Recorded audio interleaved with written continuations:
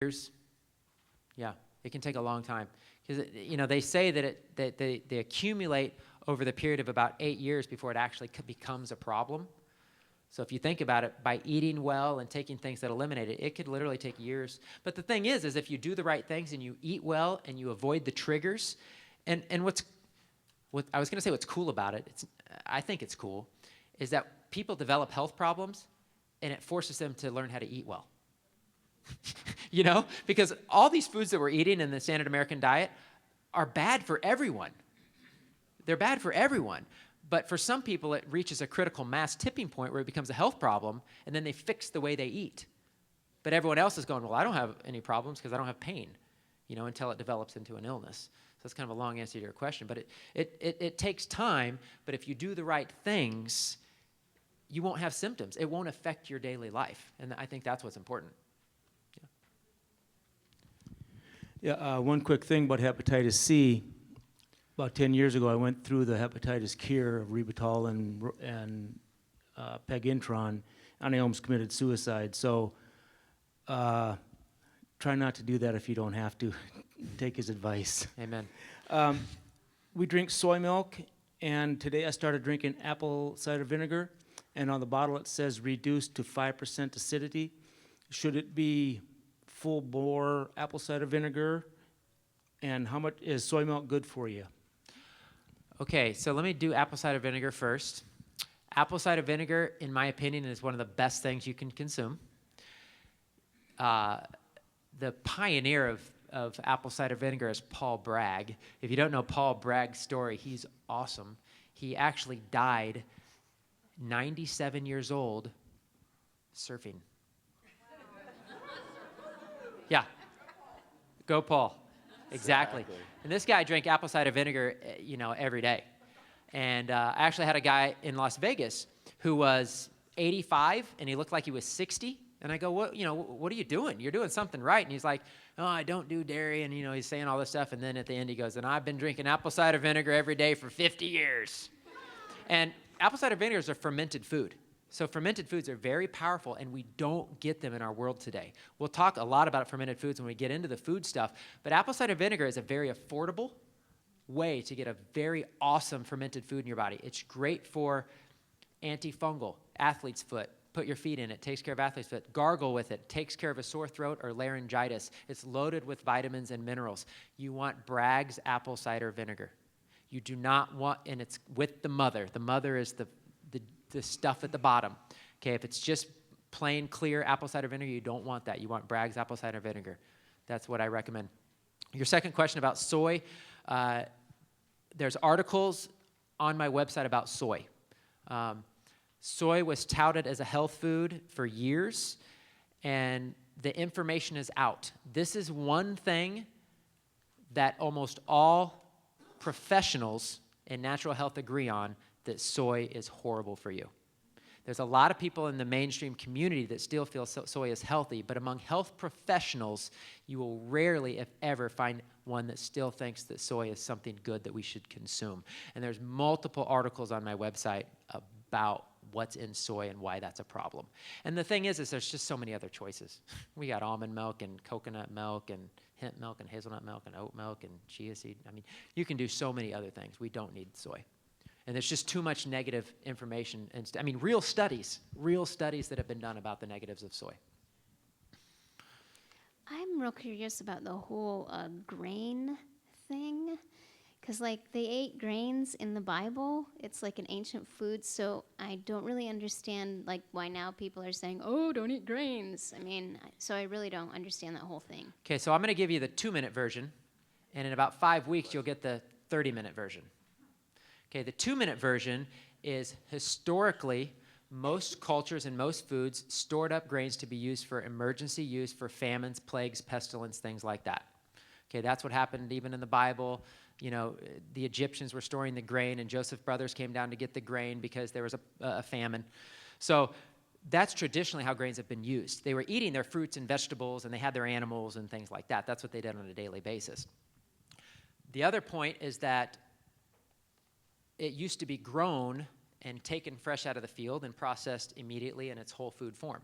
Okay, now, today, We've processed things. We've actually taken out the nutrients that are healthy so that it won't spoil to increase the shelf life of it. And what we've done is we've actually hybridized it to contain more gluten, because gluten is a natural insecticide, because it's a protective mechanism of the plant to keep bugs away. So that we have crops that don't get destroyed by insects, we've changed the plant so that it has more gluten in it. Okay, so it's far from its original form. We've processed all the healthy nutrients out of it. And not only that, we eat it 10 times a day. We eat bagels and toast and bread and sandwiches and pizza and pasta and crackers, and it's in everything, and it's not healthy to our bodies to begin with. The gluten molecule actually tears through our gut lining. It gets into our bloodstream where it's not supposed to be, and the body recognizes it as a toxin, and it attacks it. That's an autoimmune condition. One of the molecules that's most like the gluten molecule are molecules in the thyroid gland. It attacks the thyroid. That's Hashimoto's disease. So gluten is now known to be linked to at least 55 different diseases, and it's growing. So that's the 2-minute version. On the thing about gluten, I've been living gluten-free for 2 years now, and I've heard all of that, but one thing I'm curious about is, why is it in everything? Why have they made it so that there's more gluten in grain? Why is that? Yeah, that's a great question. So big food companies, giant food industry. I mean, corporations' business is to make the most money and have the most profit with the least cost. And the way to have the least cost is to have huge, huge factory farms of these monocrops, which I mentioned earlier, these monocrops, these huge factory farms, and have really, really, really cheap ingredients. And it's in everything because it's cheap, it's readily available, and it's easy, and people like it. It's really that simple, you know? I mean, we don't want to work for our food anymore. We don't want to take the time to buy fresh food or prepare it or eat with our family. You know, we're on the run, and we eat processed foods, and it's basically, in a nutshell, we're a victim of the processed food industry, because it never used to be this way. This has all been created within the last 100 years. Hi, how do you, apple cider vinegar, how do we drink it? We mix it with juice or water, or? No, just drink it straight out of the bottle, like half the bottle at one time. No, I'm just kidding. I'm just kidding. Sorry, that was a joke. Apple cider vinegar is very strong. It really is. So what I'll have people do is dilute it in some water and mix it like a really good liver health, colon cleansing drink that I'll have people do is to do a glass of water with a tablespoon of some kind of a good fiber, with a squeeze of half a lemon, and a tablespoon of apple cider vinegar. That's a great cleansing drink. Once a day, or? Once or twice a day. At least once a day. At least once in the morning, but definitely twice a day is awesome. Okay. And that'll dilute the apple cider vinegar. Apple cider vinegar, awesome on steamed vegetables. Oh. Really good on steamed vegetables. My wonderful fiance taught me that one. Oh, okay. Excellent salad dressing. Yeah, she just said Excellent on salad. Makes salad taste phenomenal. that. Wow. So yeah, you can find ways to use it for sure. And I thought beans and nuts were healthy. Ha ha, well, we'll talk more about that when we talk about food. So if you take the wheat berry and you sprout it and dehydrate it, is it then healthy? Sure.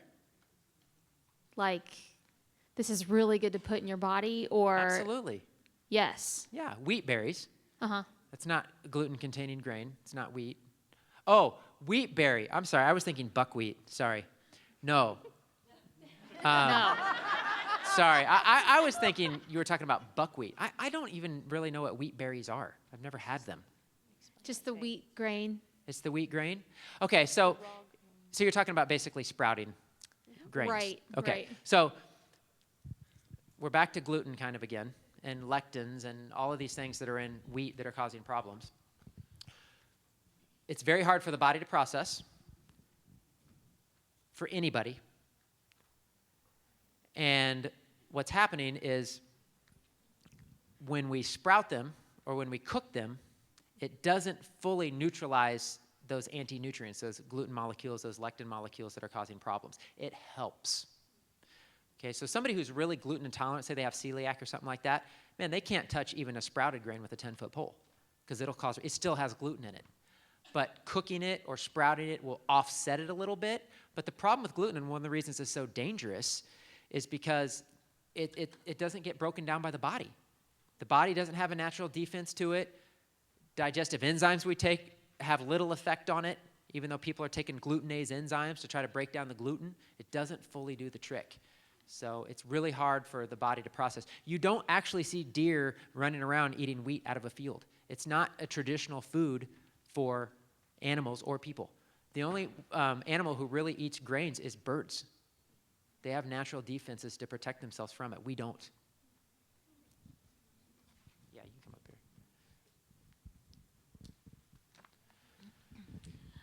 here. I was wondering on the healing the liver, you mentioned you have down here water and juicing.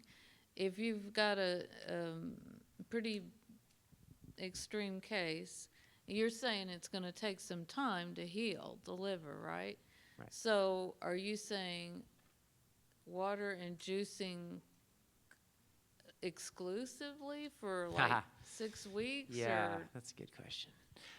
It's totally going to depend on the person and their level of health. I mean, if you have a severe liver condition and you want to do a juice fast, you better be under supervision.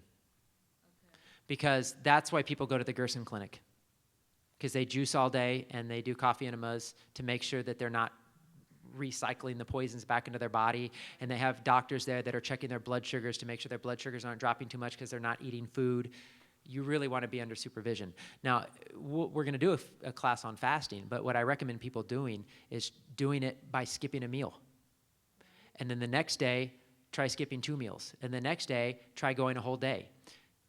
Test out your body. Don't be like, 2-week cleanse, let's do it, you know? I mean, especially if you know you might have health issues or you might have a compromised liver. You really want to ease into these things because it can cause, it can be dangerous.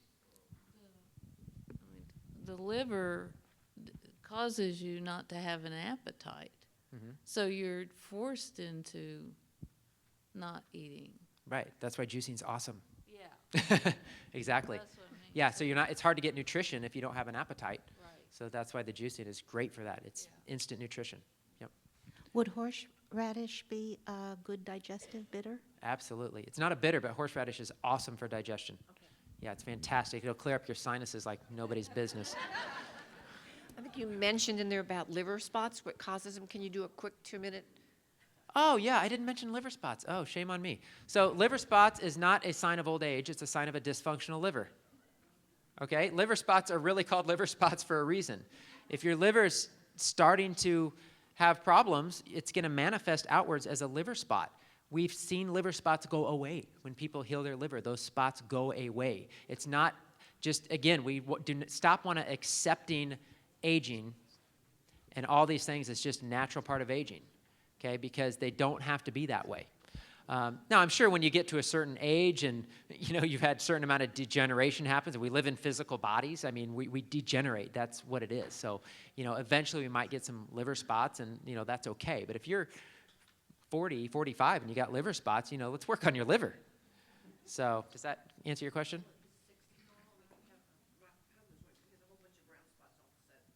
And they just kind of came on all of a sudden? Okay, well, bottom line is liver's always a good thing to work on. So, yeah, why not?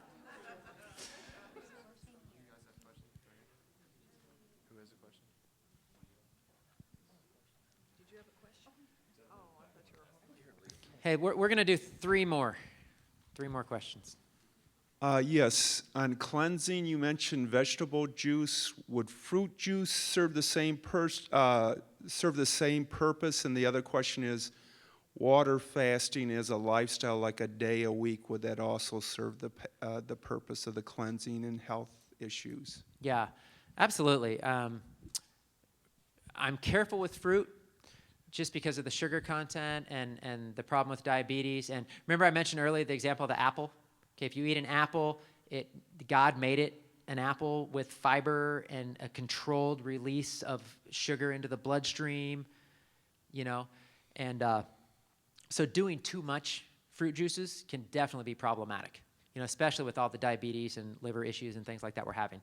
In this recipe, you see it's almost all vegetables and an apple. So the apple's good because it's good for the liver. It's high in malic acid. It's actually good for softening stones. And malic acid's good for gouty arthritis. It breaks up uric acid crystals. I mean, there's all kind of benefits to apples, of course. But I mainly focus when I come to juicing on heavy on the vegetables and then add in some fruit for taste. And then mostly with fruit, you want to eat the whole fruit. Okay? And then the second part of your question, I forgot. Water fast. Okay. That's awesome. I mean, there's nothing better for fasting. Connecting with the Lord, rehealing, rejuvenating your body.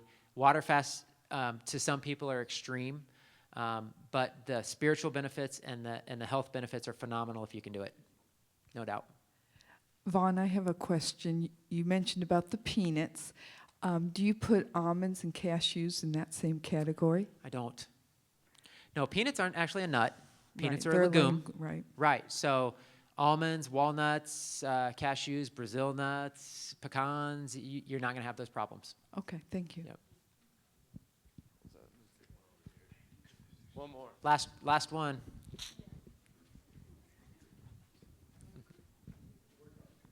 Yeah. I did a liver cleanse a while back, and actually the lady who was treating me, she gave me prior to, instead of eating healthily, not a sad diet, but an English sad diet. I wasn't doing an English sad diet. I was doing a happy diet for a number of days, let's say a week. But within that as well, she was getting me also to drink apple cider. What you call apple cider, we call apple juice. Mm-hmm. But also what we call cider, you call hard apple cider. Is that right? The alcoholic version. Okay, yeah. And having that on a daily basis. And I'm assuming from actually what you were saying about apples being the one thing that is good for the liver, that then prepped me. I was going to kind of ask you what the significance of that was, because I couldn't remember why I had that in preparation for the grapefruit juice and olive oil and everything Right. else. So, yeah, I didn't even mention that. I mean, you'll read that, but it's the malic acid content. The malic acid content softens the stones. You can do apple juice. You can do apple cider vinegar. I haven't heard of doing the alcoholic version, but hey, yeah, that's why. It's the malic acid content to soften the stones. So, cool. Good. Thanks, guys.